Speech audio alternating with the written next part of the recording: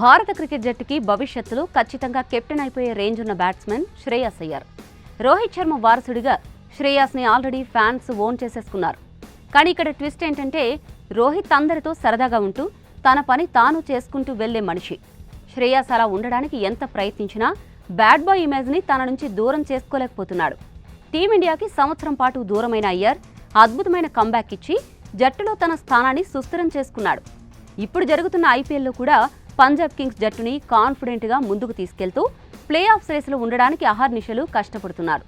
ఇప్పుడు జరుగుతున్న ఐపీఎల్లో కూడా పంజాబ్ కింగ్స్ జట్టుని కాన్ఫిడెంట్గా ముందుకు తీసుకెళ్తూ ప్లే ఆఫ్ రేసులో ఉండడానికి అహర్నిశలు కష్టపడుతున్నాడు. శ్రేయస్ సారథ్యంలో పంజాబ్ ఐపీఎల్ టైటిల్ కొడితే టీమిండియా కెప్టెన్సీ ఖాయం. కానీ అయ్యర్పై నెగటివ్ ప్రచారం జరగడం సోషల్ మీడియాలో చాలా తరచుగా చూస్తూ ఉంటాం.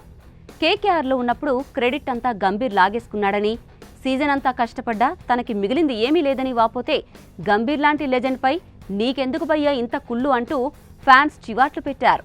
చాలా అగ్రెసివ్గా బ్యాటింగ్ ఆడే శ్రేయస్ బయట మాత్రం కూల్గానే కనిపిస్తాడు. ముక్కుసూటిగా ఉన్నది చెప్తా, నచ్చకుంటే నీ కర్మ అన్నట్టు ఉంటాయి శ్రేయస్ సమాధానాలు. అందుకే ఎప్పుడూ వార్తల్లో నిలుస్తుంటాడు. ఒకప్పుడు విరాట్ని కూడా ఇలానే టార్గెట్ చేశారు. మామూలుగానే కొట్టినట్టు మాట్లాడే కోహ్లీ ఏ చిన్న విషయంపై స్పందించినా దుమారమయ్యేది. ఇప్పుడు శ్రేయస్ అయ్యర్ పరిస్థితి కూడా అలానే ఉంది.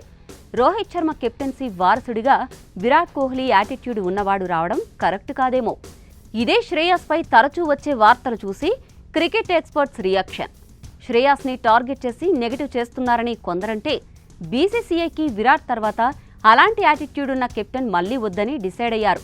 కాబట్టే శ్రేయస్ ఎంత కష్టపడి చెమటోడ్చి ఆడినా సరైన గుర్తింపు రావడం లేదని మరికొంతమంది ఫ్యాన్స్ వాదిస్తున్నారు. సరిగ్గా ఇదే సమయంలో శ్రేయస్ నువ్వు మాకు 12 లక్షలు కట్టాలి అంటూ ఐపీఎల్ టోర్నమెంట్ షాక్ ఇచ్చింది. చెన్నై సూపర్ కింగ్స్తో చెపాక్లో జరిగిన మ్యాచ్లో స్లో ఓవర్ రేట్ కారణంగా శ్రేయస్పై ఫైన్ పడింది.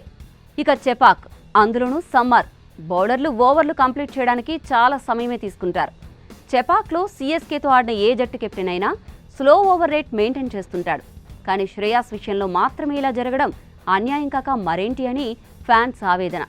కాంట్రవర్సీకి దూరంగా ఉందామని ఎంత అనుకున్నా కాంట్రవర్సీలు మాత్రం శ్రేయస్ అయ్యర్ని వదలడం లేదు.